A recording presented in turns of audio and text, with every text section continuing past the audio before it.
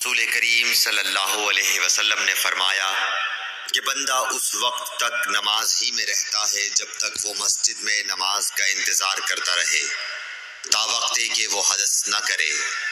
ایک اجمی آدمی نے پوچھا کہ اے ابو ہریرہ، حدث کیا چیز ہے؟ انہوں نے فرمایا کہ ہوا جو پیچھے سے خارج ہو، جسے عرف عام میں گوز مارنا کہتے ہیں۔ صحیح بخاری حدیث نمبر 176۔ رسول اللہ صلی اللہ علیہ وسلم نے فرمایا کہ نمازی نماز سے اس وقت تک نہ پھرے جب تک ریح کی آواز نہ سن لے یا اس کی بو نہ پا لے۔ صحیح بخاری حدیث نمبر 177۔ حضرت علی رضی اللہ تعالیٰ عنہ نے فرمایا کہ میں ایسا آدمی تھا جس کو سیلان مزی کی شکایت تھی، مگر رسول اللہ صلی اللہ علیہ وسلم سے دریافت کرتے ہوئے مجھے شرم آئی تو میں نے ابن الاسود کو حکم دیا۔ انہوں نے آپ صلی اللہ علیہ وسلم سے پوچھا، آپ نے فرمایا کہ اس میں وضو کرنا فرض ہے۔ صحیح بخاری حدیث نمبر 178۔ زید بن خالد نے حضرت عثمان بن عفان رضی اللہ تعالیٰ عنہ سے پوچھا کہ اگر کوئی شخص صحبت کرے اور منی نہ نکلے، فرمایا کہ وضو کرے جس طرح نماز کے لیے وضو کرتا ہے اور اپنے وضو کو دھو لے۔ حضرت عثمان رضی اللہ تعالیٰ عنہ کہتے ہیں کہ یہ میں نے رسول اللہ صلی اللہ علیہ وسلم سے سنا ہے۔ زید بن خالد کہتے ہیں کہ پھر میں نے اس کے بارے میں حضرت علی، زبیر، طلحہ اور ابی بن کعب رضی اللہ عنہم سے دریافت کیا، سب نے اس شخص کے بارے میں یہی حکم دیا۔ صحیح بخاری حدیث نمبر 179۔ رسول اللہ صلی اللہ علیہ وسلم نے ایک انصاری کو بلایا، وہ آئے تو ان کے سر سے پانی ٹپک رہا تھا۔ رسول کریم صلی اللہ علیہ وسلم نے فرمایا، شاید ہم نے تمہیں جلدی میں ڈال دیا۔ انہوں نے کہا جی ہاں۔ تب رسول اللہ صلی اللہ علیہ وسلم نے فرمایا کہ جب کوئی جلدی کا کام آ پڑے یا تمہیں انزال نہ ہو تو تم پر وضو ہے، غسل ضروری نہیں۔ صحیح بخاری حدیث نمبر 180۔ رسول کریم صلی اللہ علیہ وسلم جب عرفہ سے لوٹے تو پہاڑ کی گھاٹی کی جانب مڑ گئے اور رفع حاجت کی۔ اسامہ کہتے ہیں کہ پھر آپ نے وضو کیا اور میں آپ صلی اللہ علیہ وسلم کے اعضاء پر پانی ڈالنے لگا اور آپ وضو فرماتے رہے۔ میں نے کہا یا رسول اللہ، آپ اب نماز پڑھیں گے؟ آپ نے فرمایا نماز کا مقام تمہارے سامنے یعنی مزدلفہ میں ہے، وہاں نماز پڑھی جائے گی۔ اس حدیث سے ثابت ہوا کہ وضو میں دوسرے آدمی کی مدد لینا جائز ہے۔ صحیح بخاری حدیث نمبر 181۔ مغیرہ بن شعبہ رضی اللہ عنہ ایک سفر میں رسول کریم صلی اللہ علیہ وسلم کے ساتھ تھے۔ وہاں آپ رفع حاجت کے لیے تشریف لے گئے۔ جب آپ واپس آئے، آپ نے وضو شروع کیا تو مغیرہ بن شعبہ آپ کے اعضائے وضو پر پانی ڈالنے لگے۔ آپ صلی اللہ علیہ وسلم وضو کر رہے تھے۔ آپ نے اپنے منہ اور ہاتھوں کو دھویا، سر کا مسح کیا اور موزوں پر مسح کیا۔ صحیح بخاری حدیث نمبر 182۔ عبداللہ بن عباس رضی اللہ تعالی عنہ نے رات رسول کریم صلی اللہ علیہ وسلم کی زوجہ مطہرہ اور اپنی خالہ میمونہ رضی اللہ عنہا کے گھر میں گزاری۔ وہ فرماتے ہیں کہ میں تکیے کے عرض یعنی گوشے کی طرف لیٹ گیا اور رسول کریم صلی اللہ علیہ وسلم اور آپ کی اہلیہ نے معمول کے مطابق تکیے کی لمبائی پر سر رکھ کر آرام فرمایا۔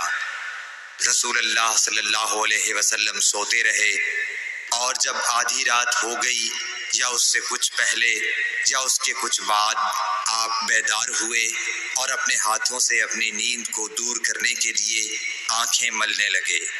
پھر آپ نے سورہ آل عمران کی آخری 10 آیتیں پڑھیں۔ پھر ایک مشکیزے کے پاس جو چھت میں لٹکا ہوا تھا آپ کھڑے ہو گئے اور اس سے وضو کیا، خوب اچھی طرح، پھر کھڑے ہو کر نماز پڑھنے لگے۔ ابن عباس رضی اللہ تعالیٰ عنہ کہتے ہیں میں نے بھی کھڑے ہو کر اسی طرح کیا جس طرح آپ نے وضو کیا تھا۔ پھر جا کر میں بھی آپ کے پہلو مبارک میں کھڑا ہو گیا۔ آپ نے اپنا داہنا ہاتھ میرے سر پر رکھا اور میرا دایاں کان پکڑ کر اسے مروڑنے لگے۔ پھر آپ نے 2 رکعتیں پڑھی، اس کے بعد پھر 2 رکعتیں پڑھی، پھر 2 رکعتیں پڑھی، پھر 2 رکعتیں پڑھی، پھر 2 رکعتیں پڑھی، پھر 2 رکعتیں پڑھ کر اس کے بعد آپ نے وتر پڑھا اور لیٹ گئے۔ پھر جب مؤذن آپ کے پاس آیا تو آپ نے اٹھ کر 2 رکعت معمولی طور پر پڑھی، پھر باہر تشریف لا کر صبح کی نماز پڑھی۔ صحیح بخاری حدیث نمبر 183۔ اسماء بنت ابی بکر کہتی ہیں کہ میں رسول اللہ صلی اللہ علیہ وسلم کی زوجہ محترمہ عائشہ رضی اللہ تعالی عنہا کے پاس ایسے وقت آئی جب کہ سورج کو گہن لگ رہا تھا اور لوگ کھڑے ہو کر نماز پڑھ رہے تھے۔ کیا دیکھتی ہوں وہ بھی کھڑے ہو کر نماز پڑھ رہی ہیں۔